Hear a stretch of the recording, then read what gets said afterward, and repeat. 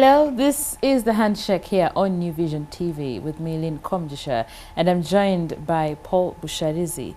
We look at what's happening. Paul, welcome to the show. Thank you.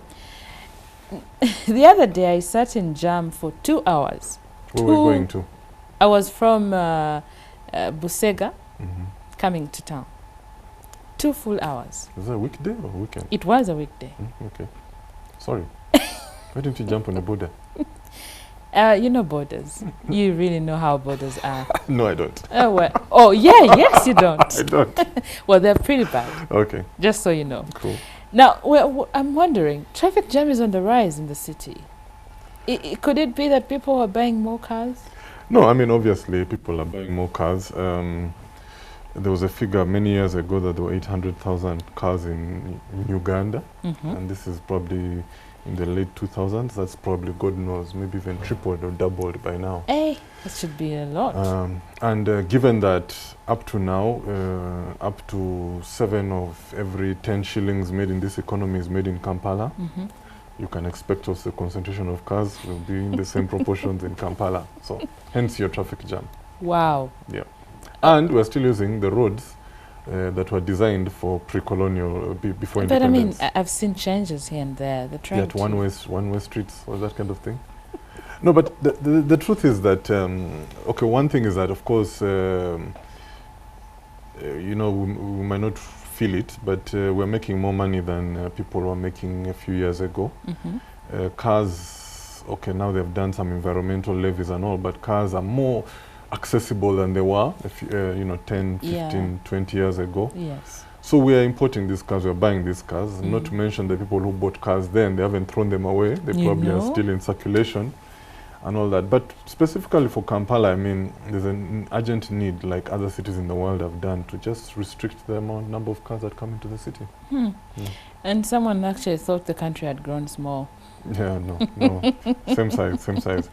But, you know, and that's why a few weeks ago we were talking about the parking fees. Parking fees, That's yes, probably yes. one way of doing it. You just increase, just make it inexpensive to be in Kampala, so the people who must be in Kampala will pay the price to be in Kampala. In other countries in the world where, you know, technology is a bit better, they have, they would call it, I forget what it's called, but it'd be a city levy. As soon as you drive into the town, in the city, you're charged. You're charged. And it's quite expensive. So, I mean, like we were saying that time, that if you're going to come and just park your car there for 12 hours, why not just get a border?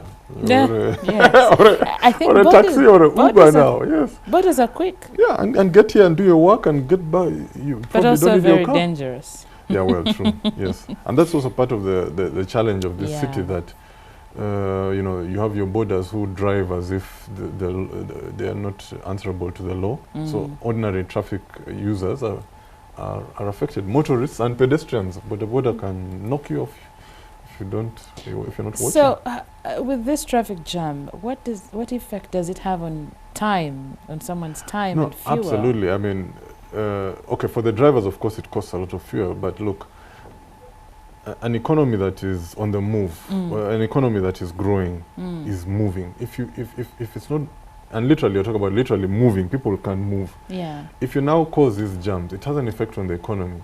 A friend of mine did a story which showed that I think traffic jams cost us, was it 800 billion shillings or some amazing number like that a year? Wow. And that is from missed opportunities, because you're sitting in your car and you can't do something else. Yes. You're clogging up the whole system, and it's got an expense on and as you said, time is money, and that's not just a cliche, it's actually true. How much work you can do in a given time is affected by either you being stuck in traffic or traffic's slowing down everything else. You need to do what you have to do. A colleague actually was telling me when he was at campus, he for 3 years, he had spent about 3 months in traffic jam. Yeah. Like he computed the whole time. It's probably getting worse at the rate you we're talking about. Yeah, now you're talking about from Busega, and that was in the day. Guys going home at night, it can take forever from here to beyond Tinder.